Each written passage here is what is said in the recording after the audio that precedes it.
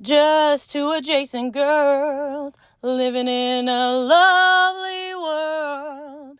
They took a podcast train going anywhere, but kind of specifically through Austin, Texas. Yeah, hook 'em horns. Adjacent. Very near, next to, or touching.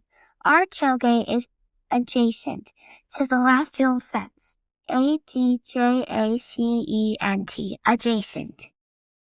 Welcome back, y'all. Welcome to Adjacent. We are in studio at Recording TX, and we have a blast from the past. And somebody who's besties with one of our cousins. That's right. So you were brave enough to come on, but our cousin Will, it's like, come on, you got to come in. Yeah. I told him one of these days I'll get him to come on here one of these days. Do he called me last night. He said, "Hey, don't incriminate me." I said, I got you. I got you covered. So all the goods. Tell us all the goods. Keep it in the vault. Oh yeah. Who do we have today, Shelly? We have Jack Wilson in the house, all the way from Lamb Pass. Glad to be here. Yeah. But by way of 2-3. Yes, the 7723. Oh yeah, born and raised. Wow, crazy. Seems like a long time ago, but it's just the other day. It seems too. Yes. Is Julie from that area? From 2-3 as well? No, my wife Julie. She's from Pflugerville. Okay. She's from the 78758, which is North Lamar, I-35,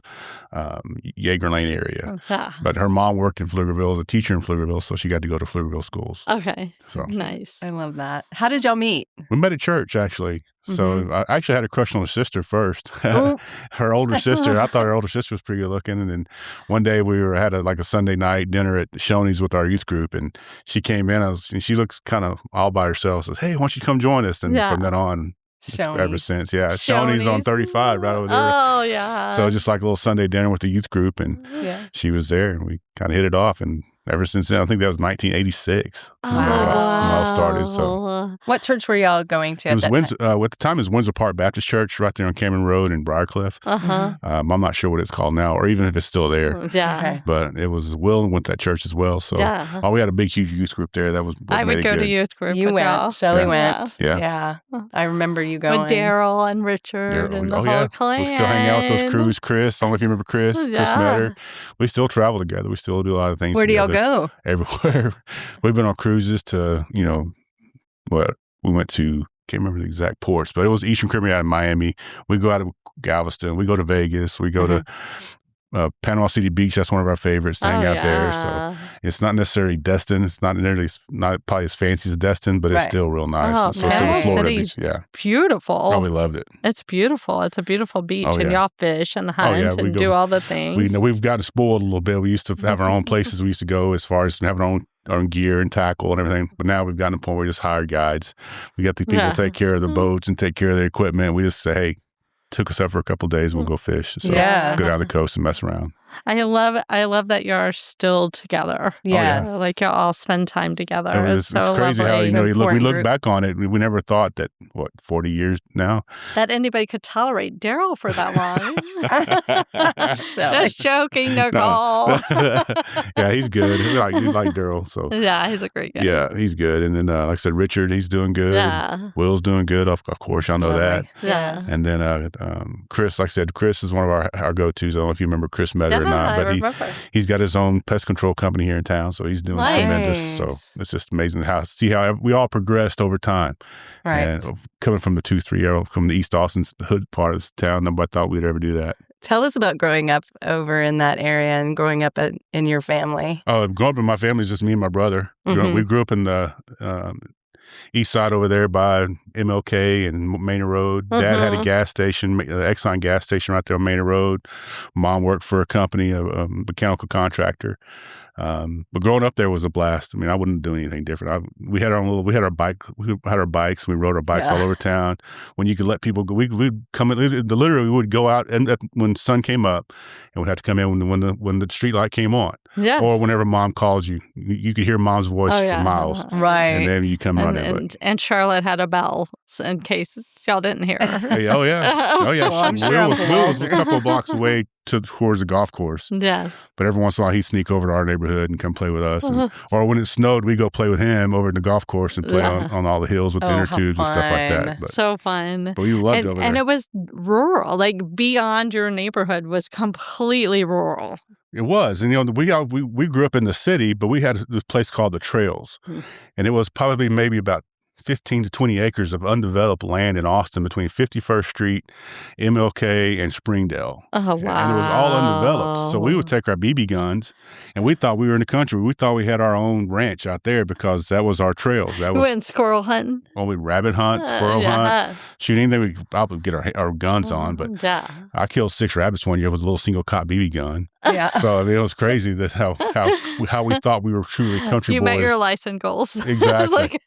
Country we were boys. Truly country boys living in true East Austin, but that was our country. And then slowly but surely it started being developed. Houses started coming in. And that's how we were in South Austin. Really? Like, everything beyond We were in us the was boondocks. rural. Yeah. And it was country, and it was open land, and we just roamed it like it was ours. Well, we snuck around. Mom and Dad didn't want us to cross the street, so we'd sneak. We were sneaky. We're sneaky. Well, see, back in those days, also the old Austin Airport Yeah, was it right there. right Also, there. so you had Morris Williams Golf Course, you had Miller Airport right there. So we were in the flight path of Miller or Bergstrom. Mueller? I call Mueller. Okay. I don't. No. We were in the flight path of Bergstrom. They would come up and down. You see the F4 jets come over the top, and then Shake the house. and then They some- were all so there in close. Beamers. Yeah, and then Yeah. sometimes when the planes would take off when the wind's the right direction, they'd take off across the backyard. You could almost wave to the passengers. Yeah. So I mean, that's how the flight paths worked when we were growing up too. I remember that at Aunt Dodo's. Yeah. That's Yeah. the same planes. That's the exact same planes. Because like I said, the Bergstrom Air Force Base planes went over one way and the airport for the city airport took off the other way. What a dreamy life growing up in that area at that time. At that time, yes, absolutely. Yeah. I think it's probably, you go down, I don't even recognize it anymore. No. It's I mean, so gentrification, developed. Gentrification is definitely taken over. It's everything's all flipped. fancy artists Oh, yeah. now living over there. Oh, yeah. I mean, you look at the Mueller, whatever. Development now, there's $1 million houses in there now. Yeah. I mean, I'll never forget when I bought my first truck back in 93. I always took my dad with me because he was a car dealer. I took my dad with me and bought my first brand new truck. Had my first job. I got my first contract extension. I was going to be at this place for a little while. I bought my truck and we're driving home and he goes, "How does it feel to know your truck costs more than my house?" Oh, wow. I was like, "What? What are you talking about?" Because he bought his house in 1966. Right. So the house I grew up in, the house we had until mom had passed away in 19. But it was just, that house in 66, I think he bought it for $17,000. Yeah. So- Back in the day. Yeah. I think ours was around Like that 12,000. Yeah. And he put a 30-year note on it. And I was like, no. okay, it's just different era, different time. Yeah. Wow. It's crazy. Well, I mean, they didn't make a lot back No, they then. didn't. No. Cars were costing, $1,500 to $2,500 brand new. Yeah. So- Wow. Yeah. Where are your parents originally? Both of them passed. My dad passed in 2007 and my mom in 2019. Mm. So they both passed. And did they grow up in Austin? No, neither one of them grew up in Austin. Okay. They're both West Texas people. One of them, Abilene area, Stanford area, up in the northwest part of the Texas area. Okay. Dad was 7 years older than mom. Mom got married, and dad got married when she was 18. So dad was 25. So I think he was waiting for her to turn 18 in August, and then they got married in October. Oh, There you okay. go. Yeah. Wow. But And then what brought them to Austin? Well, they bounced around. They went to Lubbock. They lived in Lubbock for a little while. Dad Okay. was working with cars and dealing and selling cars. Mom didn't really have a whole lot of skills coming out of high school. She didn't have any college education. Of course, Dad only had 8th grade education back then. He went straight to oil field. And then from the oil field, he went to military. He did the Army thing. And then they bounced around from Lubbock to Fort Worth and couldn't quite find their niche. And then they decided, hey, we're going to Austin. We're going to put some money down on this brand new house that's being built on Northeast Austin over there. Or actually, then it was North Austin. Right. And we're going to grow up there. Of course, Mom was told she would never have kids. And then as soon as they moved to Austin 3 years later, I came around. Mom thought she had the flu. When she first got pregnant, and then she went to the doctor, and the doctor said, well, this will get here in about 7-8 months. She's like, what's getting here in 7 or 8 months? your first kid. She didn't think she thought she was never be pregnant. Wow. And then she had my brother 2 years later after that. But they never even thought about living in Austin until they just moved down. Wow. And once they got set, they were here for the remainder of their life. Wow. That's so sweet. I know. I love that. How's your brother? He's good. He lives in Round Rock. He does? Yeah, he's got his daughter's a freshman at college. Wow. She's at Amarillo College playing volleyball right now. Wow. So she's up there doing that and looking for her next opportunity after she gets out of the junior college to go D1, D2, wherever she ends up. So nice. Fingers crossed she gets some NIL money. Yeah, that'll be nice. Yeah. He's got a tractor to pay for. He needs to get that NIL money. There you go. But yeah, she's at Amarillo College. They live in Round Rock still. He's married to his wife, Christy. They've been married since 2002. So they live in Round Rock. He's doing good.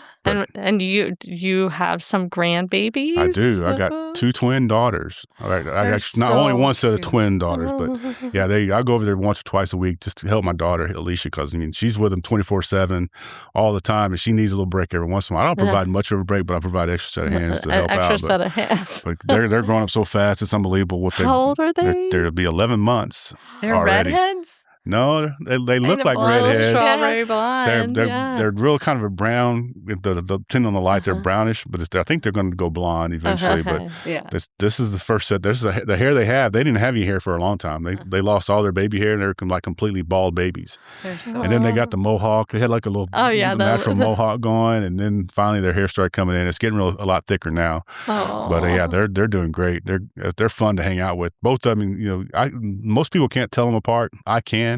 Just because I spent so much time around them. Their personalities are different, night and day. One of them would scream, and the other one would just laugh at them.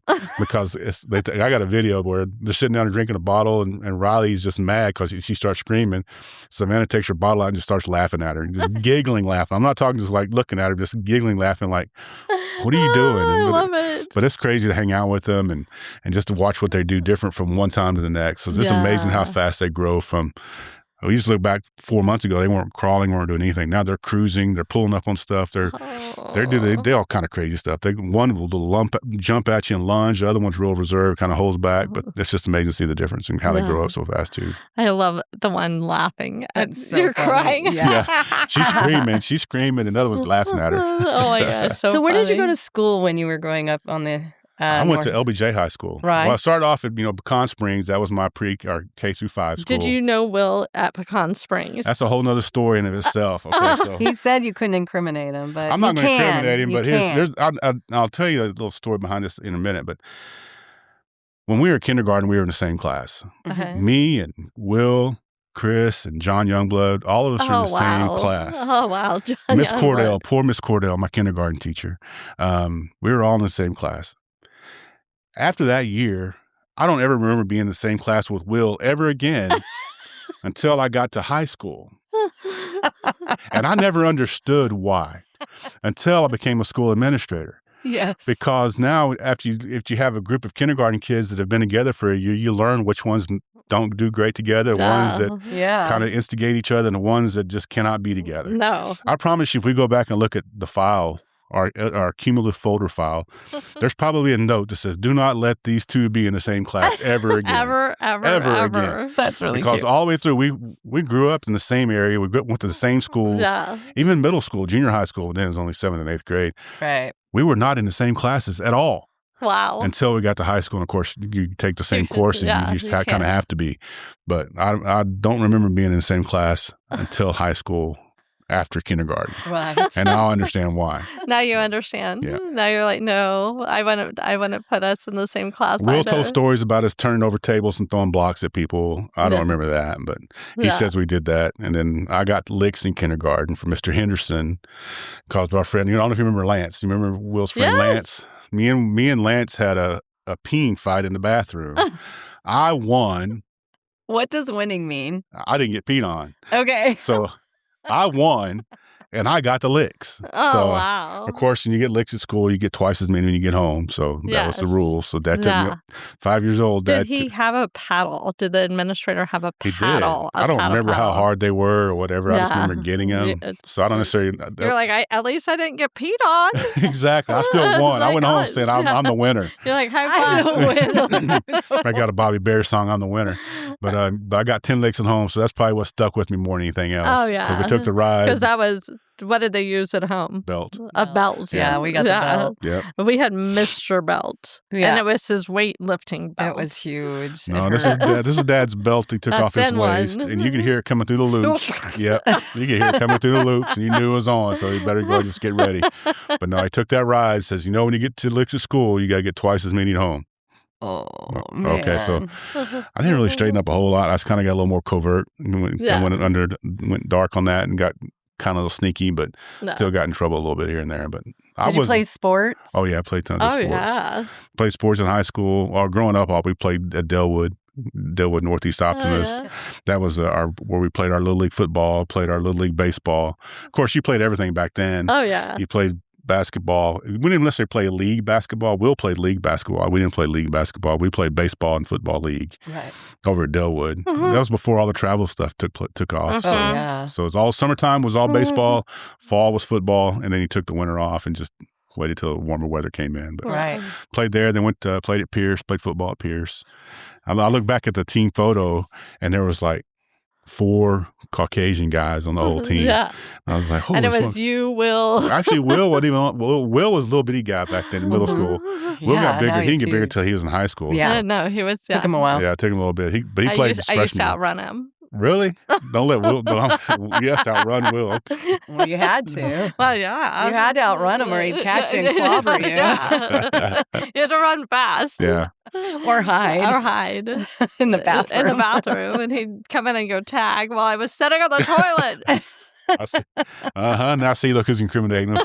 Yeah. But he played. We played high school football all through freshman year all the way through senior year. Did you have a position that you liked? I was offensive line. Yeah. D-line. Offensive line. I mean, defensive line. you're huge. You're so tall. How tall are you? 6'1", not too tall. That's tall for me. But Will was 6'3", 6'4". Yeah. So he was a little taller. He was always real skinny. So I think in high school he played like $185. You know, nowadays running backs are bigger than that. Right. But he played defensive end and guard. I remember there was a time when his freshman year, he's playing, we're having practice, and something happened. He would block somebody. He came back to the huddle. Coach, I don't think this is supposed to be right. He dislocated his pinky, and his pinky was sticking out, sticking out this way, sticking out. So I don't think this is supposed to be happening. And his fingers pointing out to the side. So he had to go get his hand. Probably almost fainted. Oh, he was laughing about it. He was Walter laughing. was like, suck it up, clown. I was like, put some tape on it. Put some tape on it and go. Put tape on it. Yeah. No, Will, he was laughing about it. Hey, look, Coach, I don't think this is supposed to look this way. Fingers dislocated. But he played. He never missed a game with it. That's really funny. Of course not. Of course, played all the way through high school, graduated, and played college football at Sol Ross. Talking about culture shock, going from inner city Austin, growing up in the big city, and then going to Alpine, Texas. Wow. Yes. Where time stands so far still. away. And that was when the speed limit was 55 miles an hour Oh my on I-10. gosh, that must have taken forever. Oh, 12 so that hours. 8-hour drive was a 12-hour drive. Yes, I made 7 8. Yeah. I did make it a couple times in 5:45. Yeah. Just because I was doing 80. Beautiful campus, though. Love it. I love Alpine. I wouldn't go back and change Alpine's it. gorgeous. I wouldn't change anything. I'd go back today and do it all over again. I love Because, that. A lot. We went there a couple times. We didn't spend a whole lot of No. time. I had this big fear. I had a big fear. I always had this dream, a recurring dream. And it happened to several students out there that people would, get crazy on Friday, Saturday night, and then take off and drive south to Mexico. Well, those roads out there aren't all that great. No, they're not. And there's no lights. None whatsoever. To this day. I know. Yeah. But Well, they want people would to have gaze wrecks. at the stars. Yeah, people would Yeah. have wrecks and things like that and fall off cliffs and stuff like that and pass away. So I was like, I had a big fear about that. And we didn't go down there a whole lot. We went down there a few times, but not a whole lot. No. Yeah. So It's pretty. beautiful. Did you ever go swim in Bomberay? I did. I swam at Bomberay. I swam at Lajitas on the river. I love Lajitas. Lajitas. So Lajitas, Terlingua. There's a hot springs down there. We went down there one time. I don't necessarily. We didn't get to stay there very long because the weekend we went, they had an AA meeting there, and that wasn't necessarily what we were looking for. So you come in with your course. What happened was we pulled up. It was like an hour and a half drive from Alpine. Yeah. We pull in, and of course, as soon as you open the door, all the beer cans fall out of the car, and the owner, hey, can't come in this week because it's AA weekend. So, gotcha. So we went to a place we always called Grassy Banks, which was just a little bit further north between Lajitas and Terlingo on the river, and just hung out there. We didn't spend. We're the night writing it all down because we love that area. Grassy, it's called Grassy Banks. I don't necessarily know if it's an official place or not. No, but it had a place. It was on the river. It had a patch of grass, and you could kind of camp out there and hang out. But we were encouraged not to spend the night there, just being so close to the border. Yeah. Nice. We wouldn't do that. I love that. I all love these Lajitas. pro tips. Do you know the mayor of Lajitas? Clay Henry? No, it's a goat. Clay Henry's. His name's Yeah, Clay it Henry. is. Yeah. Clay Henry is the goat. Yeah, Clay Yeah. Henry. He drinks a beer drinking goat. That's right. Yeah, goes a long neck for you. That's funny, you guys. Yeah. That's I love all this. hilarious. I've seen the Marfa lights. The Marfa lights were cool. Yeah. I don't understand. Explain the Marfa lights to me. I think it's a phenomenon. Nobody can really understand. It's just it was weird. I mean, it's like a light pops up. Yeah. It glows for a little while. It kind of fades away, and then look up, it'll be somewhere else. Yeah. And you're just. And I was like, is that somebody's like back porch light? Well, a lot of people thought coming up, there's, I think, Highway 118, it goes down from Marfa to Presidio. I think that road, they thought there was car lights coming around the corner. But it's not that either. Yeah. See, I thought when you were going to say that you had a fear that you were worried about alien abductions out there. And Alpine, you'd see them coming from miles and miles away because you can see every single star out there. I know. It's so incredible. Yeah, so like I said, I spent 4.5 years out there, and I wouldn't trade it for anything. That's lovely. But I mean, there's only 3 things to really do out there: is play football, go to school, and drink beer. That's basically, and not necessarily in that order. You can do it in any order. And good food. It's all right. I mean, sure. I mean, there wasn't a whole lot of stuff out there when I was there. No barbecue. Right. Yeah, I remember. It's grown, though. It's grown. I'm sure it has. I haven't been out there since '92. Oh, wow. But I'd love to go out there and check it out sometime, just to go back from homecoming. But I remember one day it was Southwest Savings. Southwest Savings Bank had defaulted and shut down. Of course, all my banking was still Southwest Savings in Austin, and there was a Southwest Savings in Alpine. I'd gone to the grocery store on a Sunday night to get groceries for the week, and they said, "Sorry, sir, we can't take your check. Your bank is shut down, so we no longer accept banks or checks." This was when you wrote the check out by hand. Right. There were no debit cards. I didn't have a credit card. No. So they said, "Sorry, sir, we can't take your check." And I was like, "Well, I don't have any cash, so what's the options?" They put me on a line of credit. A small town grocery store put me on a line of credit. We'll put you on a line of credit for That's sweet. $50-$60 to take care of your groceries, and then you come back and pay us when you get your money in. So they knew I had money in the account. Oh, yeah. It's just whatever the bank is shut down. I've called Mom freaking out. "Mom, they took all my money. All my money's gone." I said, "Don't worry, they'll send you a check." And sure enough, about a week and a half later, I got a check, and I took it to the new bank and put it in a new bank. I would be panicked, too. I would Well, have you're in a- Alpine. You're out in the middle of nowhere. No money, no cash. Yeah. Of course, we didn't have a lot of cards, a lot of plastic back then. So there's no debit cards. I mean, there were debit cards. I mean, when you go into the old machine, old building, they had the old ATM buildings you walk into, but they were just coming out. But it was still weird not having any access to any funds. Wow, that's so scary. Well, it was nice for them to open a line of credit for you. It was. That was something that, doesn't happen in a big town. No way. But in a small town like Alpine, they did it. I agree. So what did you do after college? Graduated college, went to graduated with a physical education degree and a minor in biology. So then I went into teaching and coaching. Yes. That was my dream. I was going to coach. I was going to coach the college level. I was going to be coaching D1 somewhere. So I got into coaching. I started off in Port Lavaca at Calhoun High School. So I coached there for 6 years, the Sand Crabs. So The Sand Crabs. Yeah. So I went there for 6 years, and some of those best years I spent coaching because I was a football coach, powerlifting head coach, track coach. So that was fun hanging out with those guys down there. And all the fishing. What was cool was in the summertime, when you're off in the summertime, during the week, the time to fish in Port O'Connor is Monday through Thursday, because on the weekends are just so packed. Yeah. So Sunday would roll by and it's done. So Monday you look out the window, if the wind wasn't blowing, "All right, honey, I'm going to Port O'Connor. I'll see you somewhere around 10, 11 o'clock at night." Nice. So I take off and go to Port O'Connor and go fishing. So Nice. just go wade fish. Just walk. We didn't have a boat, just wade fish off the bank. Yeah.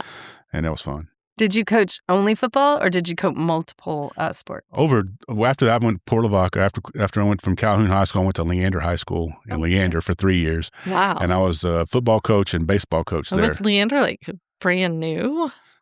Actually, that Leander High School, the original Leander High School is a lot older than you think it is. Oh, really? Yeah. And that was a time, that year I got hired at Leander High School in 98. Cedar Park High School had just opened. So that was the second school in Leander ISD. Oh, wow. So before then, there was only one. So my first year at Leander High School, we had junior and senior class that had only known one high school. So I'm talking about everything between Liberty Hill and Steiner Ranch all went to Leander High School. Oh, that's right. Wow. But now there's, almost 7 high schools in Leander ISD now? It's huge. So all those people went to one high school, which is Leander High School, and then Cedar Park started taking our freshmen and sophomore. Oh, wow. Yeah. Were y'all winning were y'all winning the Super Bowl at that point? You had all the players. Actually, no, because there wasn't really a true Steiner Ranch at the time. That Steiner Ranch hadn't been developed yet.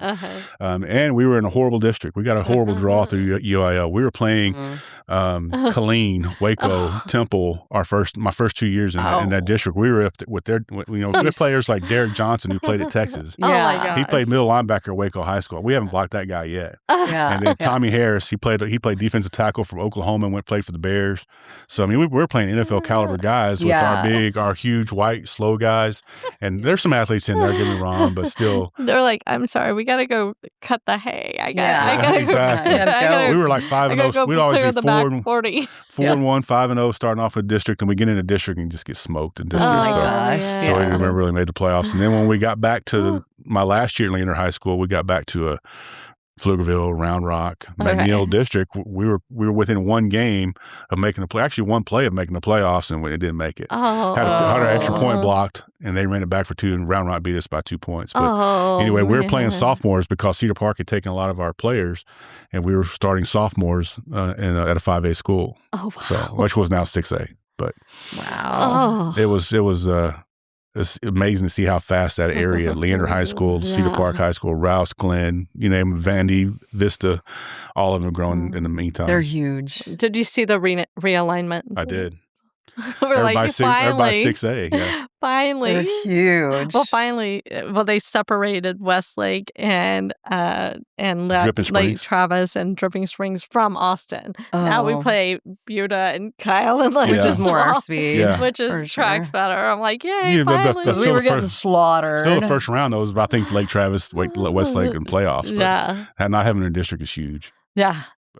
So after coaching, what did you do after that? Well, after Leander. When I was at Leander High School, I was coaching baseball. Oh, and fun. My daughter was getting to the age where she was starting to play softball. Nice. She was playing t-ball, softball, but Dad's on baseball trips, tournament trips, coaching baseball. Everything. And I'm missing all my kids' activities. And don't get me wrong, I love coaching. I love coaching other players and then coaching high school.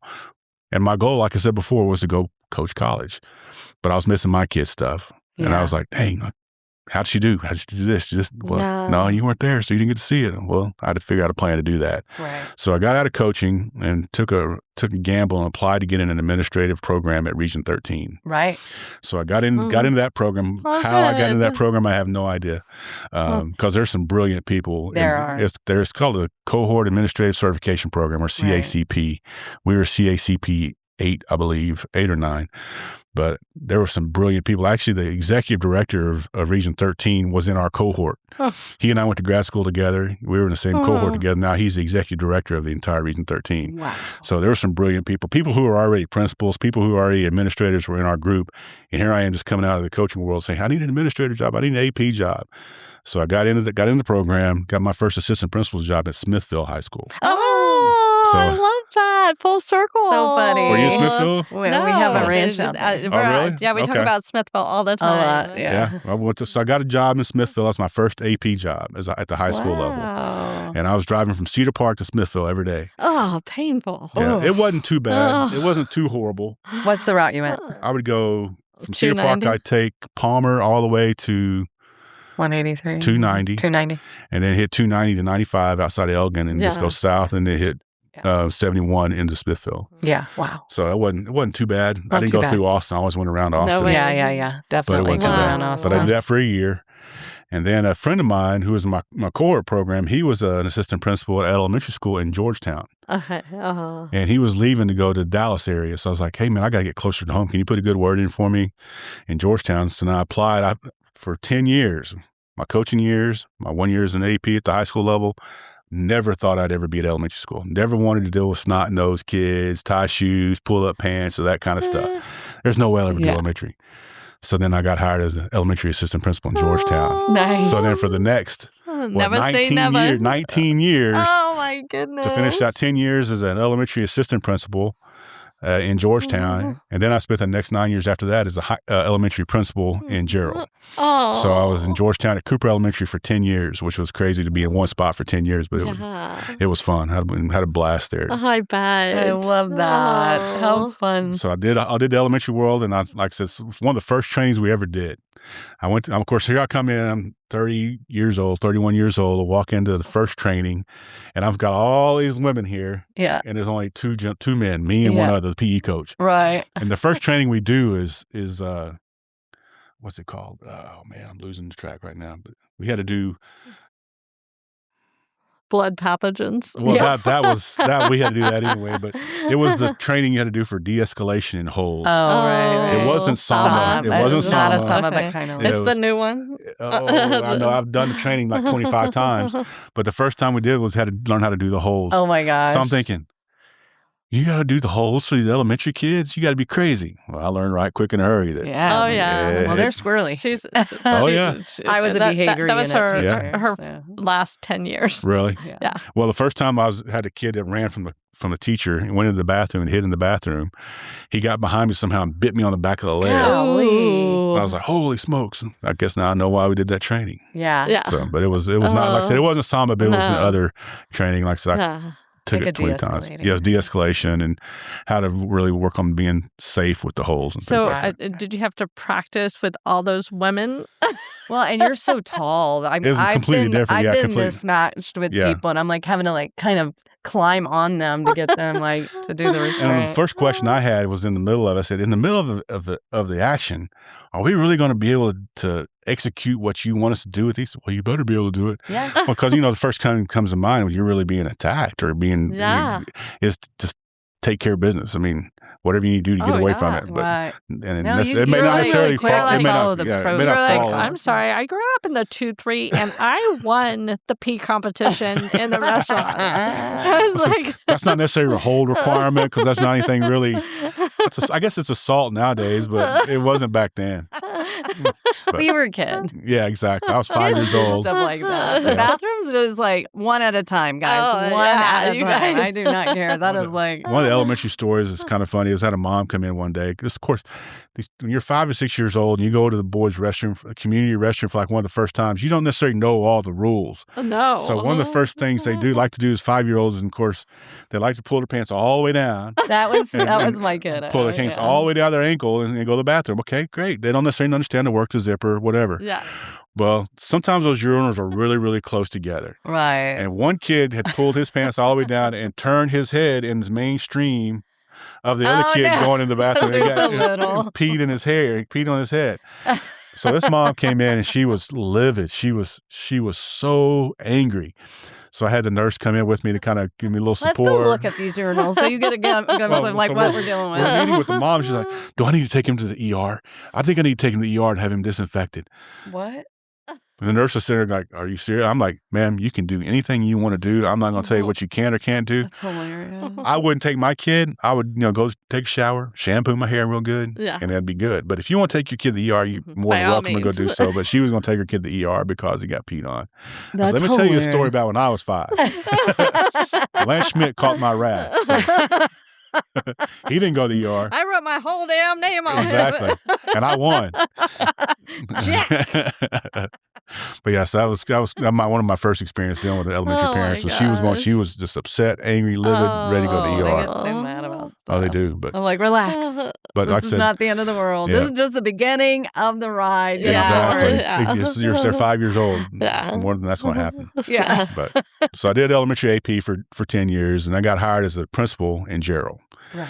And of course, I don't know if y'all know anything about Gerald, but Gerald is exploding. huge. We started off when I got there as a pre-K through 4 campus with one elementary school. Now they got fixed to open their 4th. Out there. So we were growing exponentially. I mean, we each year we had a grade. All the portables. We had one. All of the portables. We had no portables in. We had no portables in. Everybody's just shoving we kept sending grades off to the intermediate school, and finally the intermediate school was 3rd, 4th, and 5th, and then that campus got too small, and we had to build a new school. So I got to help design, build, and open the second elementary in Gerald. Oh, nice! That's a good experience. And that building only had the first elevator in Gerald. That was the only elevator in Gerald, Texas at the time. The only one? Only one. I mean, it's pretty flat there. Yep. Obviously you know everything, the history about Gerald with the tornadoes and stuff like that. So everything has to be fortified. But what was y'all's tornado plan? Well, a lot of our gym areas were supposed to be fortified. Okay. So they were fortified, reinforced walls with some extra concrete and things like that. But getting everybody from 2-story building to the gym in a situation like that is really, really challenging. Yeah, it's challenging. And then there's a lot of glass. There's tons of glass in the middle because kind of everything revolved around the library, 2-story level. So there's tons of glass. So you had to get away from that. But we had to come up with different plans. There was a bunch of different ways of doing it, but we figured it out. What grade levels were you the principal at in Gerald? I started off pre-K through 4. As time evolved, we kept sloughing off grades to intermediate. But then we opened up Igo Elementary School. We went pre-K through 5. Okay. So now since they've been pre-K through 5 campuses. So you went to that elementary school when it opened? I built it. How fun. I got to sit in with the architects to design it. It's amazing to sit with those architects. You can sit there, okay, I want this. Me and the superintendent were saying, we need this many classrooms, we need to do this, we want this. And they're sitting there with sketch paper, just kind of designing things like that because they're picturing in their mind, but they're putting it on paper for us to see. Yeah. So smart. And next thing I know, they come up and say, hey, that's pretty cool. I like that. Yeah. And then how fun to see it go from a piece of sketch paper to actually to walk on a concrete slab when it was freshly poured, so cool. To see the steel go up, and then the final to open it up and staff it with all the kids. That was pretty cool. That's really exciting. Amazing. Yeah. That was a unique experience. Not everybody gets to do that, but it was you're fun. right. And how long were you there? I was only there 2 years at Igo. That was my last 2 years. Okay. So we had a brand new building that opened up in 2019. Igo opened in 2019. And Igo, the name Igo was in honor of a family who got killed in the tornado in 97. Yeah, in 1997, there was an entire family, the Igo family, that they let school out or had dismissed all the staff to go home and to be with their family. And they went home to their house, and their house just got completely demolished. So their entire family was killed, and then the school's named after the Igo family. But something that sends chills up your spine. When we dedicated Igo, one of my teachers, her name is Janine Nemick, she brought me a note that it was a thank you note because she had helped out one of the Igo moms who was a teacher at the school in Gerald. She had helped her, and Miss Igo had written out a thank you note, and it dated it May 27, 1997. Oh, wow. And gave it to Janine as a thank you note. That was the day that the tornado came through. So when we opened that school, she brought that thank you note. She said, do we want to do anything with this? And I said, well, that's something you need to keep because that's not something that needs to go in our school. It's definitely a huge memory, but you need to keep that as a memory for yourself. But to have see that they honored note, that family, just to have that note written that day, and a thank you note with her signing it and dating it, and giving it to her that day, the date they passed away, that sent chills down my spine. Yes. But she showed that to me the day we dedicated the building. So after did you retire? I did. So we opened in 2019. So 1920, March of 2020, COVID hit. Oh. So we went through COVID. So I remember sitting in March of 2020, sitting in the front office, telling our office staff, this might be the last time we come back here. And they were like, are you serious? There's no way. We'll be back next week. I said, I don't think so. Well, Julie and I had a vacation plan. We left for Vegas on Sunday. And this is right before everything shut down. So we moved to Vegas. We fly into Vegas on Sunday night, and we're talking to the cab driver. Are y'all coming in just now coming in? Yeah, we're coming in. He said, we've already shut everything down on the Strip. I said, well, what about downtown on Fremont Street? Oh, it's still going. Everything's still going down there. Okay, great. That's where we're staying. Yeah. So we were at the Golden Nugget. Where? Oh, I love the Golden Nugget. I love the Golden Nugget. And we stayed there. And then Tuesday night we were supposed to stay till Thursday, Sunday night till Thursday. But then that Tuesday night at midnight, they shut everything down. Oh, man. To see Vegas shut down. Oh, it's just I mean, there were no restaurants. apocalyptic. Oh, there was. You go out there, it's like seeing like the shark, walking now. The shark and the golden nugget. It's like they're still going, but they're still going. But it's just like seeing newspaper blowing down the street because there's no people. We had a hard time getting a cab ride. The lights are out. There's no restaurants open, so there's really nowhere to eat. The hotels try and get you out of there as fast as they can. Yeah. So we bumped our flight. They paid us money on Southwest to bump our flight up to Wednesday to fly out early. Wow. We made like $200 to fly out early. Wow. But to see Vegas shut down, that was crazy. Unnerving. That is insane. Unnerving. And I did at the Golden Nugget at the pool with the shark. That place. I did a conference call with the school administrators from Gerald to figure out how we're going to do virtual learning. I'm like, I'm at the Golden Nugget right now, sitting here, fixing to go play some blackjack, and y'all want to talk school. So I spent 2 hours on my vacation, 3 hours talking school, how to do virtual learning. But, of course. So did that. We stayed open. We got all the way through COVID. We opened up the 2020 fall with a new superintendent. Our superintendent, they had a mutual parting of ways, which I'd worked with him for 8 years. Great superintendent to work for. He's down in London ISD, down in Corpus right now. It's Dr. Bill Chapman. He was my superintendent for 8 years. Tremendous to work for. Had your back on anything, was supportive, did not micromanage, turned you loose, let you do your job. But then we had a trusted the professional. Exactly. Nice. So, I mean, that's why I guess he kind of trusts me enough to open that new building or help him with that. So he had a mutual parting of ways with the board, which, sometimes that just doesn't work out right. So then we had an interim superintendent until October, November of 2020. And that was, the interim was fine, no big deal. Then the new superintendent came in. Oh. And then it just didn't match. It wasn't a good fit for me. So I rode out that next semester in 21, and I was like, that's my 29 years. I met my rule of 80. Yeah. I think this is going to be it. So I checked it in and peace. Deuces out. So retired in 21 and then been retired since then. Oh, how is retirement? Oh, I love it. My wife still has to work though. What does she do? She works at Hannah Springs Elementary in Lampasas. Okay. She stayed home. Close. She's maybe 15 minutes from work, but she stayed home with the kids when she was young. We were raising our kids. We made her point that she would stay home. So if she'd have stayed in those years, she'd be retired at the same time I would. Yeah. But she works there. So she stayed home with the kids when they were growing up. And then now she's working there, but retired life is good. Oh, it's fun. It's been really busy.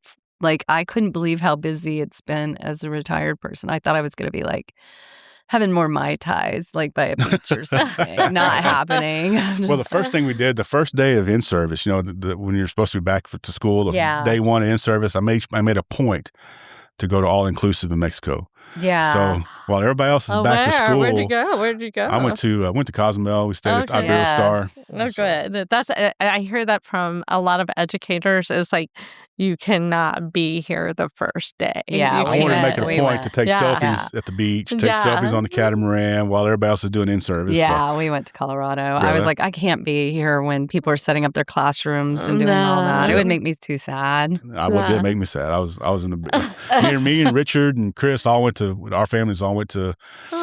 Cozumel and hung out there for a week. So so fantastic, great. Yep. Fantastic. We love going. And you're getting to be with the grandkids. Well, now, they weren't around then, but now when they were first born, I mean, obviously, when you're a mom of twins, that's hard. You need help. I can't believe how my daughter's done amazing. I never would have expected it, but I'm very, very, very happy that those kids are growing up the way they are because she's done an amazing job. And just to go over there 2 days a week just to wash bottles or wash clothes or change a diaper. I don't honestly do that, but I go over there and take care of one while she changes the other diaper. Yeah. That's just a huge deal. And also getting to hang out with them and know them is a big deal too.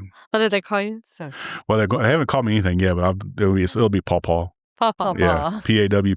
Oh, so that's what my grandfather was called. Ours too. So it'll be Paw Paw. And Mom and Julie will be Mamaw and Paw Paw. Oh, I love that. How is Lampasas? How is Lampasas? What do you think? Lampasas is awesome. Yes. Okay, tell us everything.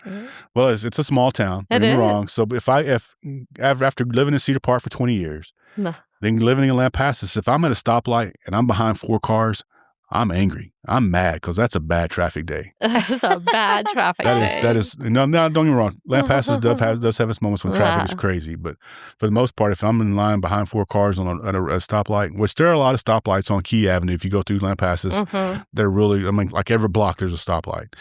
But if you're behind 4 cars, that's a bad traffic day. But it doesn't have all the things you have, but it has the basic amenities. It has an HEB, a Walmart. It's got a Sonic. As long as you have an HEB. Yeah, it's a small HEB. Don't get me wrong. It's not the big one. It's not the superstore. But it's got everything you need. It's got a Sonic, Whataburger, Schlotzsky's. I mean, so. It's kind of grown up then.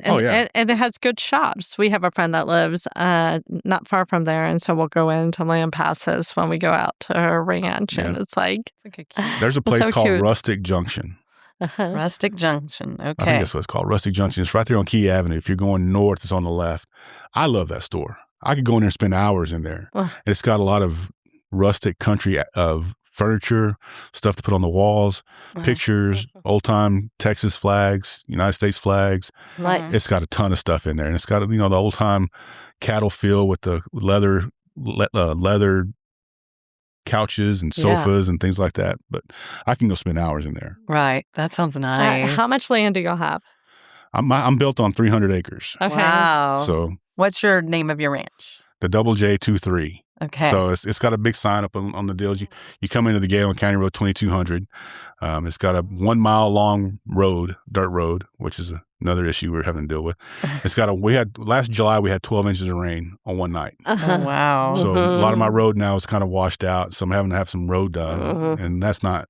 A whole mile road would have cost me about $35,000. That's so expensive. So now I cut it down to half. We're going to do a half a mile at a time. So I'm getting that fixed probably in the next couple of weeks. But out living in the countries, I can go see everyone if I want to, or I can see no one if I want to. Right. So, I mean, we're out in the middle of nowhere. Oh, my God. So, I mean, my closest neighbor, as the crow flies, is maybe 3/4 of a mile away. So, I mean, and you think that you're out there by yourself, but if you start looking around, you start with the lights, you see all the lights and stuff. I'm sorry. There are people everywhere that live out there. They just have theirs just spread out. Yeah. But there's more houses out there than you think there are. How's y'all's water? Awesome. I got a water well. I'm right on the Trinity Aquifer. Okay. So it's a 420-foot deep well drilled. Nice. He hit water at 380, but he drilled out another 40 feet. Just in case. When he drilled it right in the middle of drought. So that was in the drought of 23. So he went 40 more feet to see a little deeper, just to keep from preventing, hopefully not having drought issues. So how's the hunting? Oh, hunting's great. I mean, we just got through it. I've seen pictures. Yeah, Will comes out and hunts every once in a while. Yeah. One of the most entertaining days I ever had out there is watching Will clean a deer.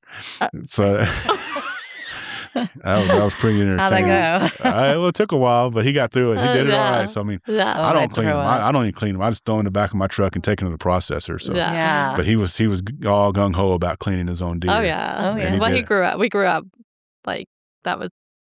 They would hang the deer from Uncle Don's back. Like, they would hang them on the back of the porch. Or they'd take them down to Congress and, get them processed. But, I remember walking out Uncle Donnie's back porch and seeing deer just hanging out. For a while, I was a vegetarian. Well, I didn't eat meat. I didn't eat red meat or deer. I was like, I cannot. I love deer meat. I love deer. Well, after you see that done and you're not used to it, you're like, ugh. Yeah. It was a lot for me. Yeah, my son-in-law's, he's the one that's probably hunted the most out there and probably shot the most out there. I've only shot 3 deer since I've lived out there. I got 2 bucks I've shot. Both those are on my wall. I got a shoulder mount on one and a Euro mount on the other. But those are on my wall, which my wife was like, I'll never have deer on my wall. Well, now you got a shoulder mount on one wall. You got a ear on the other. You got a full deer. Yeah. And this is my wife. I got to give her a lot of credit too. I never thought she'd live in the country. Yeah. She's the one that has to be next to the mall. She has to be next to the HEB. We were right down the street just because of accessibility. But now she doesn't want to leave. She loves it out there. And she doesn't want to leave out there. It's peaceful. Oh yeah. And y'all have dogs. Do y'all have any other? Well, I have a dog. I inherited a dog. So my daughter and son-in-law had 2 dogs before the girls got here. Or when the girls got here. Yeah. So when they were not mobile, it was fine. Shiner was the black lab, and now I got Sissy. She's like a mix, healer / lab / kind of. But Sissy is real nervous around kids. Right. So when the girls were not mobile, there was no problem. But as soon as they started crawling and getting in her space, she kind of nipped at them, real nervous. So that's just a disaster waiting to happen. So we inherited Sissy, so Sissy's with us now. So and then they had to put Shiner down a couple weeks ago. He had a huge cancerous tumor in his stomach that just came on all of a sudden. Poor baby. So he was 11-year-old black lab. But it was a sad day to put him down. But because Nick had raised him since a puppy, and it was tough to do that. So they did that a couple weeks ago. But now Sissy's still with me. She doesn't know that Shiner's not around. She just thinks Shiner's hanging out with mom and dad instead of hanging out with Papa and Mama's. But Sissy's got the run of the land. She can run all over the place. She can go chase the rabbits, chase the squirrels. She's chased some skunks. Unfortunately, we've had to watch those. But so that's the two biggest fears: the skunks and snakes. That's and right now so far the skunks are winning. Yeah. Are you on a exemption? Like, do you have animals out there? Do you have we have wildlife ag exemption. Okay. So 9.5 months out of the year, we're like a wildlife sanctuary, which we provide supplemental feed, water, predator control, and habitat, which are like the three things you have to do to maintain that ag exemption. So I don't necessarily have cows or anything like that. My land is the topography is real crazy. It kind of goes up and down quite a bit. So having cows is kind of you would have to have it on one section. That's real flat. We call it the 47. It's just a huge area that's kind of flat or kind of tapers downhill. But right now it's just a wildlife ag exemption, which saves tons of money. Oh, heck yeah. So I don't think we'd be able to afford it not living with the ag exemption out there. You have to have it. Yep. I mean, we only have 50 acres and that ag helps tremendously. We have cows. Yeah. And occasionally we'll have like retired rodeo horses and things like that. But we don't manage the animals. We have ranchers lease it out. that help us. They lease it out. out. Yeah. But I love it. They're so cute to see. You can go take pictures with them if you want to. I mean, well, sometimes the different herds, like you don't know what kind you're going to get. Some of them can be kind of aggressive, and then some of them are real peaceful. Yeah. You know, this one seems like a sweet group. I've had like bulls that will charge. Yeah. And so I'm pretty like give them their space. They say longhorn cattle are real docile and real easy to take photos and stuff with. Yeah. A lot of people have longhorns out there. It's pretty cool. When you come down 2200, there's a ranch on the side that has tons of longhorns, and some of them are huge. Some of them are almost like bevo style. Like, holy smokes, they need to get bevo here from the next go around. Because some of them are black and white, some of them are orange and white, some of them are solid colors. It's pretty cool to watch them. Fun. So you're a radio star. Tell us about your radio. Well, I got a part-time gig at the radio station, KACQ 101.9 FM in Lampasas. Every once in a while, I'm a board operator. We carry all the high school games, so I'll go in and run the games. How fun. But then on certain occasions, the morning host, his name is Angel Garcia, he'll be out of town or sick or something like that, and he'll need somebody to cover for him in the morning. So I go in and cover the morning show for him and do the 6:30 to 9 o'clock morning show. How fun. So it's kind of cool. He's play classic. I always tell everybody when I get on the radio that he plays a lot of the more modern stuff and he plays some of the alternative country stuff. I said, when I'm on the radio, you're going to hear 60s, 70s, 80s country music. You're going to hear the stuff I grew up with. Because I was born in the 60s, a kid in the 70s, a teenager in the 80s, and then kind of grew up in the 90s. So they're like, yay! So I'm gonna play a lot of Waylon Hank, the stuff I grew up with that Mom had on her AM transistor radio on KVET every morning when I grew up. But, that's so crazy. Okay, hey, do you have a good Walter Wyman story? That was our uncle. One that I can tell. Walter Wyman's story. Let's see. I don't know if he will ever told y'all, but he used to take us to football practice. Okay. So we would drop us off. Walter would drop us off at LBJ High School for practice. Well, we're riding to school one day or riding to practice one day, and Will said, "Dad, you can just go over there and drop us off in the front circle up here by the flagpole." But the athletic doors were all the way around the backside of the building because, obviously I don't think Will wanted us to get dropped off where all the players are coming in. So Walter didn't do that. So he didn't drop us off at the flagpole. He pulled up in the back parking lot at the athletic, popped the curb and jumped on the car, started honking his horn. Hey, Willie Boy and Jack are here. So, of course, obviously, in order to not be embarrassed, Will said to do this. But Walter, what did he do? He did the opposite. He went to the, of course. he went to the curb on his 1953 green Chevy truck. Pulled up in Don't there. you wish you had that? Absolutely. And he popped that curb and started honking the horn. I was laughing. Will was embarrassed. Will was petrified. I was laughing. I thought it was pretty funny. But like I said, that's a pretty safe story. I think parents love to do that. Our dad was a bread man, and he would pick us up in the bread van, and then people would taunt us. Can you please drop us off on the corner? And he'd do the same thing. Right. It's like pull up, and he's like, no, roll down the window and have a full. The Sylvies are here. The Sylvies are here. And that was what Will did. He's honking that horn. Yeah. Of course, he's not. When Walter picked us up and dropped us off, he had been working all day or whatever, so he didn't necessarily. He had on his. I think the clothes he had on were his. It was his white beater. He had on his tennis shoes with no shoestrings with the tongue out. Yeah. I think he had his underwear on and a Budweiser. And that was it. So that's how he dropped us off and picked us up. Days. Yeah, because he was done working. He's ready to relax. So. That's right. Oh my gosh, so fun. Now the one thing I remember about hanging out with you guys one time is I went to y'all's family reunion one year, my senior year at Schlitterbahn. Oh.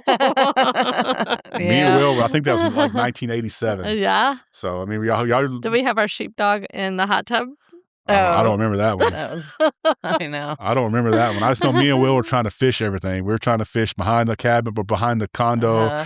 Then when it closed down, we were trying to fish the river. Yeah. And then we were trying to fish with bread. Somebody finally bought us some worms, and we finally started fishing with worms and caught some fish. But oh, my God. We were worried about catching fish. It was so much fun. And then Will hooked, I think, one of your cousins or nephews in the back of the head because he went to cast, and Will hooked him in the back of the head.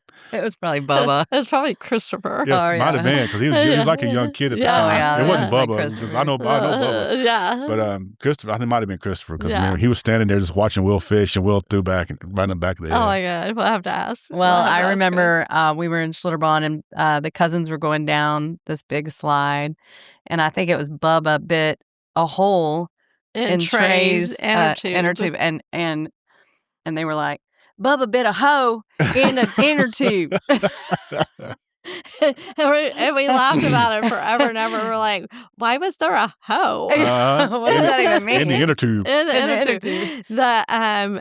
What was greatest about that is we connected with like all the workers and stuff. Mm-hmm. And so we had Schlitterbahn after close. Oh, yeah. We would go we figured out like real feral people. Like we would just. We were on the slides after it had been shut down at night. Yeah. With or without an inner tube. We were like just going. And it was so much friggin' fun. Old part now. Old Landa Park now. Yeah, Landa. But, I mean, I was like, well, we can't be in here tonight. Come on, man. So we were like breaking the law, going down the slides in the middle of the night. Yeah. Of course, we'd go down the slides and go fish and fish on the Come Out River there. But that's I love that. It was so much fun. It was like we had the whole park to ourselves. And one of the things y'all probably don't know about, the day we were leaving, I think it was a Sunday. Will and I got up in the morning. We were walking around. People were already in the rides. People were riding inner tubes to the chutes and the whatever. And there was this one little bridge. Me and Will started standing on this bridge just watching these people ride their inner tubes through.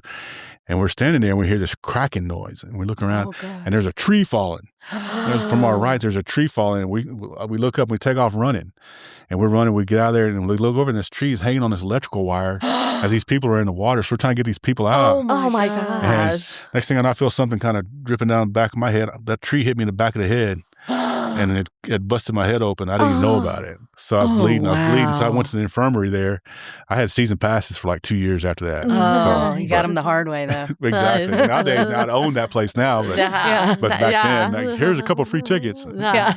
And you were like, yes. Do it again. I'm leaving in 2 weeks to go to school, but I'll be back. But that tree fell on me at Schlitterbahn. Oh my gosh, that's so scary. Like I said, we was fine, but we were worried about the other people in the river or riding inner tubes. But wow, you're gonna get electrocuted down exactly. There. I think it's a telephone wire, but okay. We thought it was electrical wire. Yeah, you don't know. You never know. No, that place was held together with like a toothpick and a shoestring and some bubble gum. I'm like, I don't even know how they got away with like having us there was a lot of regulations back then. There was no regulations. There was no. It was so. It was like a carnival. It's just a matter of time. Yeah. And then they started expanding, getting bigger. And they started making more money. And then next thing you know, they're in compliance with everything. Yeah, I took the kids a couple of times, but it was, my kids were all spaced out like by 5 years. So it would be really challenging. Like you'd have your 10-year-old wanting to do all the rides and you'd have like a baby in a backpack. It's like, well, go do the ride by yourself. I'll be down here with the baby. Luck. Like I would just send her. Like I felt kind of bad, but that's what I had to do. Well, my youngest one was like 10 or 11 years old. He wanted to go to Schlitterbahn. Mm-hmm. Of course, I was like, you're like, oh no. Flashbacks. So I said, all right. I don't want to. Pick out your best friend and we'll go to Schlitterbahn. Yeah. So he was like, Dad, are you going to ride the rides with us? Heck yeah, I'm going to ride the rides with you. So I was like, at that time, I was like, I don't know how old I was, but I was still getting up there. Yeah. But I still rode every single ride they did. I was like, yes, I rode every single ride they did. I'm Dad of the Year for doing that. Dad of the Year. But I'd like to say it was fun. I had a good time with that. That is so fun. It's so fun. Yeah. I miss Schlitterbahn. I should go. And that was a cool day, though, because it kind of started raining. There was times when you had to sit out a while. But a lot of people left. Mm-hmm. So after people left. I love when people would leave. Yes, there's no lines. You just walk straight to the front and go down the rides. So that was probably one of the best days as far as catching the rides with no lines. Yes. Not anymore. Oh, Not anymore. Yeah. Well, they got water parks all over the place. Then you go to Kalahari. You can go up to Round Rock. I know. Spend an arm and a leg to go down a water slide. Or you just go up to our house. Indoor with a bunch of screaming kids. And chlorine smell. Like, no thanks. Yeah. No, I'm good. You go to your house for your pool. Yeah, I got a pool sit up there. Out at the pool. Got a pool out there. You do. That's one of the things I made a promise to myself. If we ever went out of the country, I would not have to worry about having to go to a city pool or go to a neighbor's pool or a friend's pool. I'd have my own and just go jump in whenever I want. Do you have a hot tub? Don't have a hot tub. Okay. I just didn't feel the need for it. So I thought about it. And now I look back as I'm getting older and getting creaky joints and muscles that might come in handy one of these days. But that might be something down the line. And I didn't want to put a heater on the pool. I know. Because we're all electric out there. There's no gas. So that'd be a ton of electricity. It's ridiculous. That's the only thing I worry about cold snaps is whenever we were able to ever lost electricity, we'd be in a world of hurt because the nice thing you got to clear all your pipes for the pool stuff. Do you want that blowing up? You got to worry about your water pipes in the house and all that stuff busting. But do you have a generator out there? Not yet. Okay. We've been rolling the dice the last 3 years. But we've had 2 big spells. We had 2 pipes freeze upstairs. Yeah. Luckily, they were PEX lines, so we didn't have to worry about them busting. So we thawed them out and they ran fine. Oh, wow. But as long as we don't lose electricity, we're good. Yeah. So. Nice. So in Lampasas, what are some places people should go and visit? Out in Lampasas. The Rustic Junction is one for this. You want to go shopping. Yeah. As far as bars, there's more bars there than you can think of. Every corner. You can go to Saloon 37, which is on 3rd Street. You can go to Burleson 1856, which is on Key Avenue. Of course, you got the beer market. The beer market down on 4th Street, I believe it is. It's right off 4th Street, downtown, right off the square. Go to the Spring Hoe Festival coming up in July. Yeah. So that's a big deal. Sometimes they have some good artists. They have some good names. Yeah. They had Stoney LaRue was out there last year. Nice. And Little Texas was there a year before. They had a storm come through last year, shut the second night down, but they have some good acts come through on Spring Hoe night sometimes. And the first Spring Hoe or Spring Hole? Spring Hoe. H-O. Oh, okay. Spring. I was like, everybody's like. We had lots of there's a history behind that. I can't tell you the story. I've heard the story.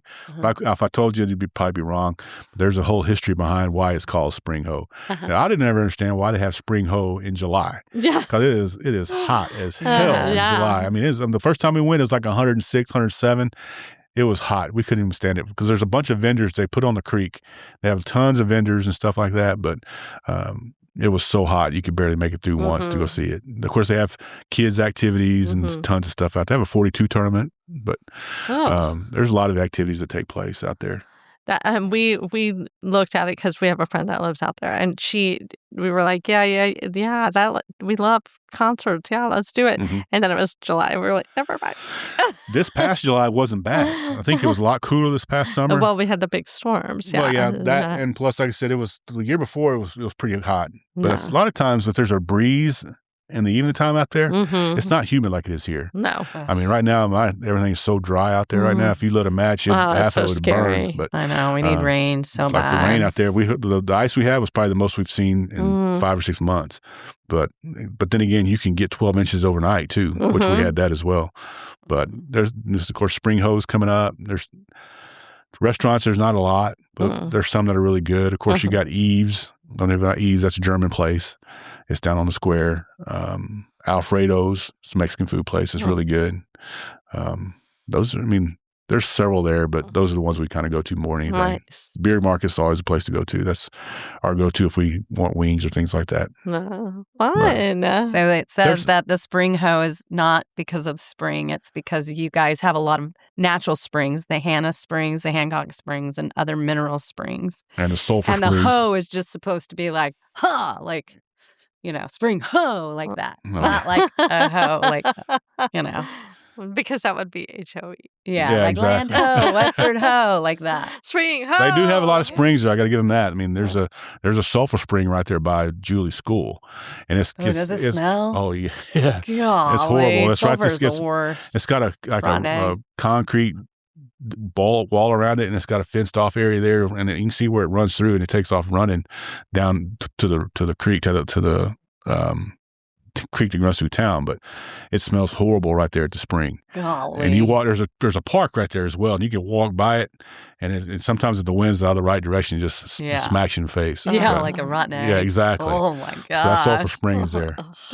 I love your retired life. Yes, this is amazing. Like I said, we love to do things. I mean, we love to travel. Sometimes there's some downtime, which that's cool. Yeah. I get that, but a lot of times there's things going on too. Like I said, even if you're retired, you still find things to do. So busy. Yeah. I'm not as busy as you guys are, because there's times I'm sitting there watching soap operas and things like that. But but for the most part, what's soap opera? General Hospital. Yellowstone. Oh, okay. Yeah. Yellowstone or Landman. That's the same thing. That's still a soap opera. It is a It's soap just opera. at night instead of daytime. It's like Dallas. Exactly. So I'll watch those and think I'm a land guy.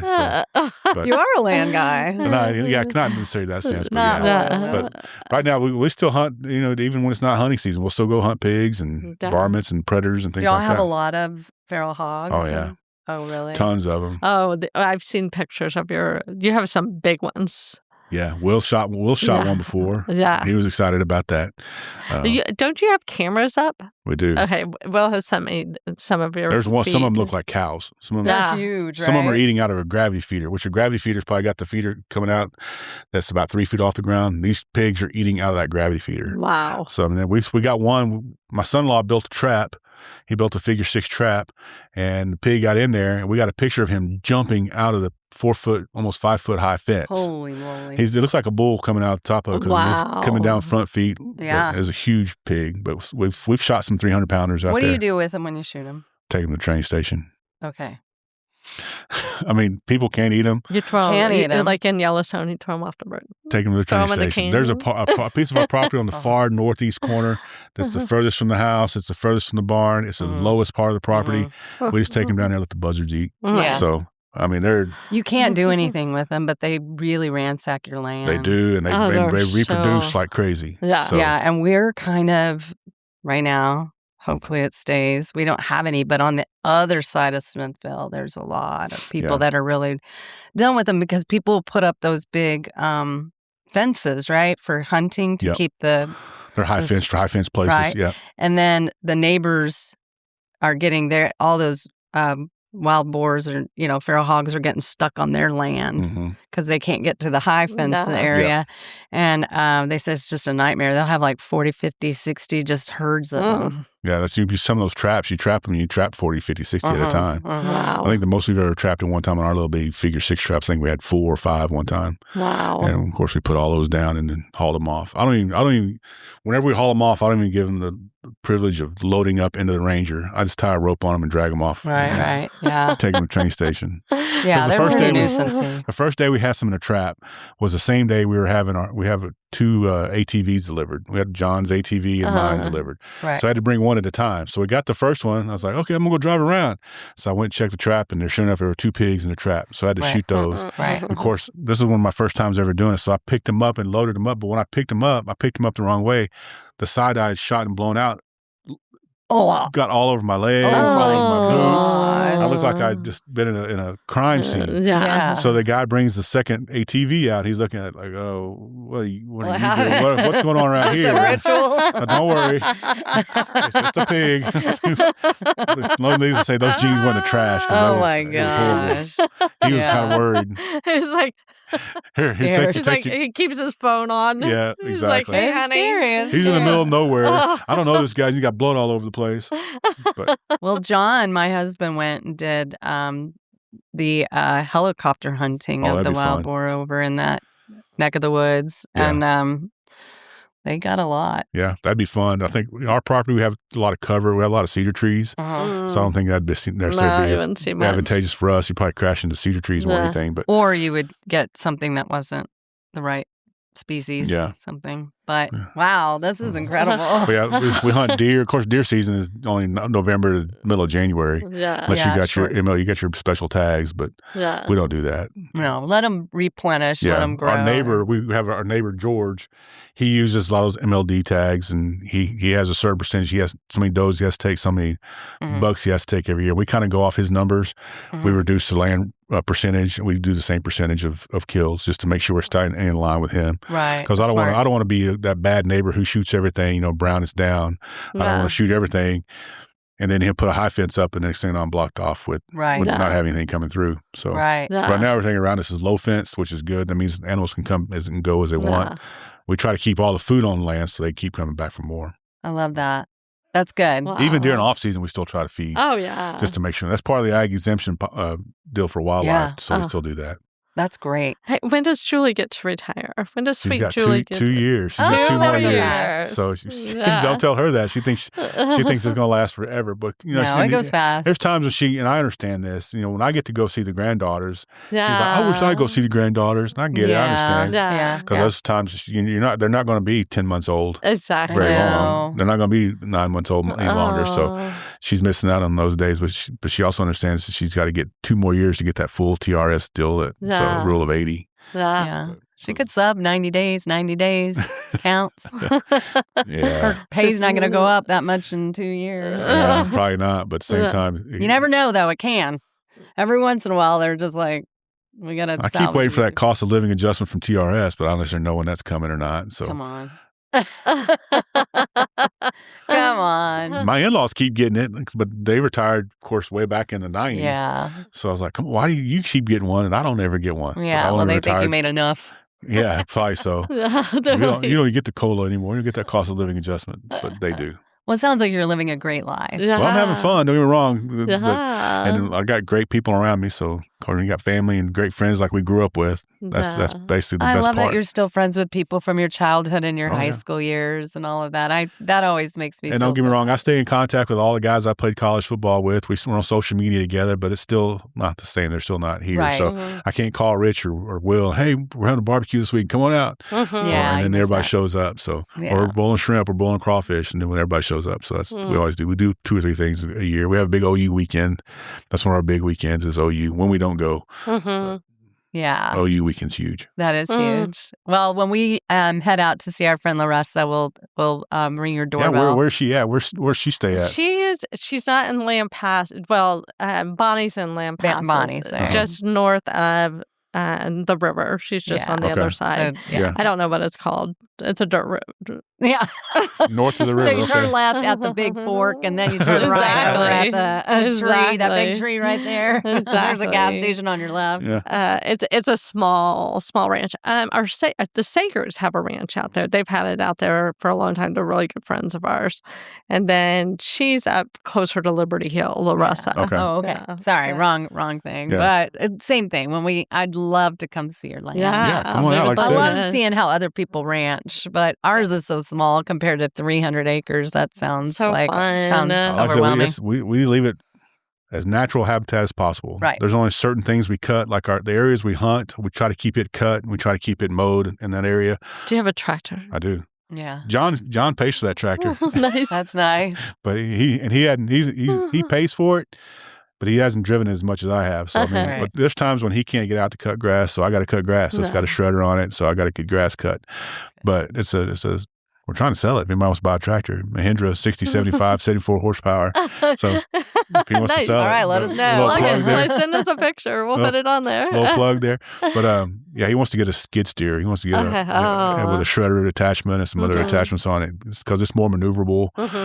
One day when I first started using tractor this past spring, I backed it up and the tire was flat and I rolled the tire off the rim.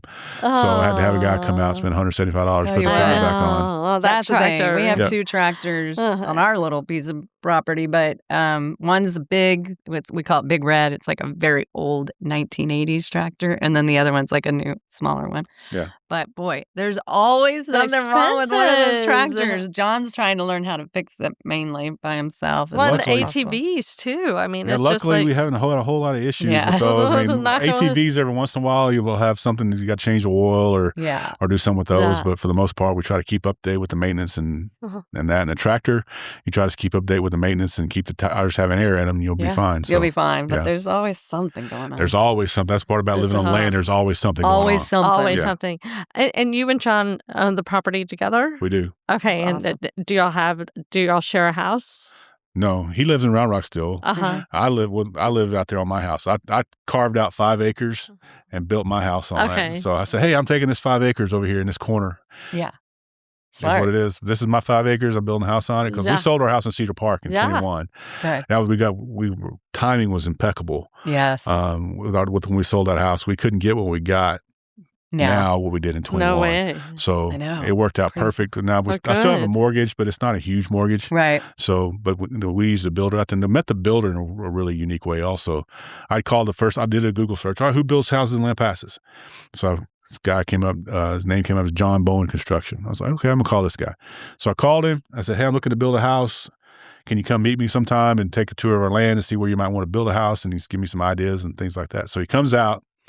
So we start talking, come to find out he played football at Sul Ross. Oh, my He and land. I went over the same stomp. He was maybe there, he left there probably about a year or two before I got there. Wow. So we had a lot in common already. And he says, well, what are you looking for? I said, I'm looking for a one-stop shop. I need somebody who can build my house, install septic, install electric, and then do a water well. Right. I don't want to be the middleman for any of it. I want that person or this company to come in and do all of it.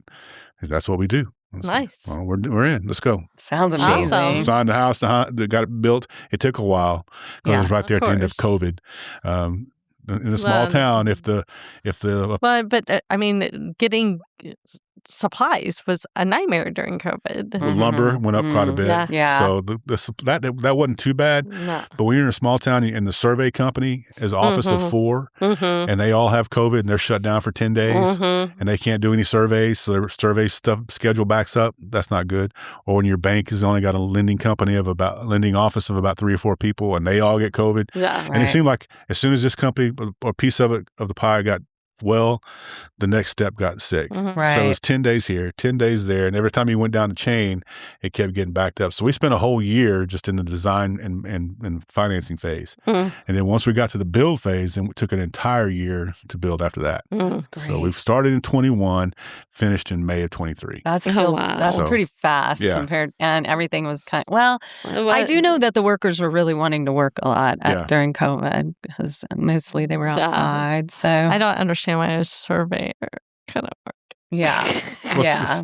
You're outside. Yeah. Well, if they're sick as a dog. Oh, right. Sure. Yeah. They'll come around when you're of course, sick. back then people were really worried about it. I mean, it's not like people were scared. Of people course. were kind of freaked out. Oh, Understandable. got COVID. Am I going to die? I mean, some did, obviously, but at the same time, people were really afraid of it as well. And the Lampasas people, they really don't like, they're really, really on the far end of vaccination kind of stuff. They're not very susceptible to doing that. So their biggest thing is, okay, if I get sick, I'm just going to isolate away and I can do it here because I don't have to worry about tons of people being around me. So I'm just going to stay home from work. I'm not going to do anything for 10, 15 days and I'll be fine. Yeah. So that's kind I of what it remember was. being in Lampasas and no mask. Like none of the locals had masks on. They were like, we all know each other. Yeah. I kept checking the cases because, when you're looking at all the counties, you see the red county and who had they were never really highly affected as far as high percentages. Yeah. Like I said, that whole process took 2 years, and once we got through with it, we've loved it ever since. So Oh, good. obviously, there's still things. I wish I'd done this different. I wish I'd done that a little better. Of course. But we still love what our In our any house. house. Then in just any give this house to John and go do your next. Yeah, there you go. Well, it's going to be a package deal. If we sell that land, we're selling all of it at once. So it's not going to be a piece kind of thing. It's not going, we're going to save this 5 acres, but sell the other 292. Yeah. Because they got an easement. You got a 60-foot or a mile long, 60-foot easement. You got a road to get to the house. Right. So but we have to sell it all at one time. Yeah, that makes sense. That's the only reason we were able to get this is because we had 21 acres in Maynard. Back in 2015, we bought 21 acres in Maynard. And that was our go-to. Will loved that place. He'd go hit golf balls out there. He loved dove hunting out there. That was probably Will's more getaway than it was my getaway. Yeah. But we sold that place. We put it on the market. John said, hey, we can't. D.R. Horton built all the way around us. Yeah. So we're like, we can't go hunt out there anymore. If we can legally, but as soon as you start shooting, they're going to start calling everybody. So it doesn't make it fun. So let's just put it on the market. Let's put it on the market for something that nobody thinks we can get. Right. And we went through several realtors who were like, there's no way you'll get that. You won't get that. And finally, John, one of his volleyball buddies, said, I'll put it on the market. I'll do it. And we got it. Wow. Some California investor came in and bought it, and we're like, cool. So then you can't just sit on that money. You can't, because that's an investment property. Government doesn't like that. Yeah. So we took that 21 acres and traded it for 300. Wow. So we were like, we need to get away. We looked at a place in Briggs. I was like, that's not far enough out. That's where Larissa lives, really? In Briggs. Yeah. They said, Briggs is not far enough out. I said, it's growing. Liberty Hill is coming this way as fast as it can. We need to go a little further than that. So we need to get like a 20-year plan where we can get 20 years worth, not much growth. And still, people don't like it in La Paz, but that growth is coming. Yeah. It's coming. They hate it. They're designing a loop now to go around La Paz already, and it's like a 20-year project. Careful. But they hate it. They cannot stand it. Do you know the Whiteheads? I've heard the name. That's Ace's family, right? Yeah. Yeah. I mean, I know Ace Whitehead, but I don't know him. I know of him, but I never have met him, but it's a big name in La Paz. They own a dealership out there. Okay. Yeah, the family does. Yeah. I've never been there, but like I said, he's a big name out there. A lot of people really liked. When he played high school ball, he was like one of the greatest ones out there. But he transferred now. I think he went to Southern Cal or USC? Or USC. USC, okay. Yeah. I knew he went west. I didn't know if it was or Cal or USC. I was sad when he left. Yeah, his mom's been on the podcast. Find her. She's lovely. Really? Okay. She lives downtown Lampasas. Yeah. Oh, well, this has been incredible. Thank you. It's been awesome. I love hanging out with you guys. Yeah, So. we'll have to do it we again. love it. I know. We'll come out to the ranch. Yeah, you can do it out there on the back patio. Do your podcast out there. Yeah, we you can will. be part of it. We will. I promise you, if we come out there, I'll get Will out there. Oh, I'll do it at the good. same time. Please. Yeah, then we'll force him to be on the podcast. Thanks He'll have for the goodies. couple of Dr. Peppers. He'll be talking to everybody. Yeah. All right. All Texas. You see, I even burn orange.